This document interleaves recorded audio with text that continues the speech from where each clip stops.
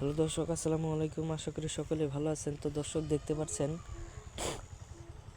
আমরা কিভাবে সরিষাগুলো চাষ করে থাকি। তো বন্ধুরা, আপনারা চাইলেও কিন্তু আপনাদের চাষের জমিতে কিন্তু আপনারা সরিষাগুলো চাষ করতে পারেন খুব সহজেই। তো বন্ধুরা, এই সরিষাগুলো চাষ করেও আপনারা হাজার হাজার টাকা ইনকাম করতে পারবেন।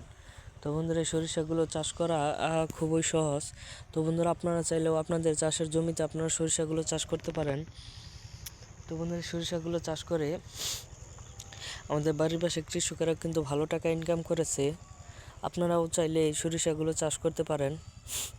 সরিষাগুলো কিন্তু খুবই কার্যকারী এবং এই সরিষাগুলো দিয়ে আপনারা অনেক কাজে খাটাতে পারবেন এবং আপনারা এই সরিষাগুলো খালি সরিষার দানাগুলো আপনার রান্নার কাজেও ব্যবহার করতে পারবেন এবং রান্নার কাজে ব্যবহার করলে অনেকটাই গুণগান স্বাদ বেড়ে যায় রান্নার।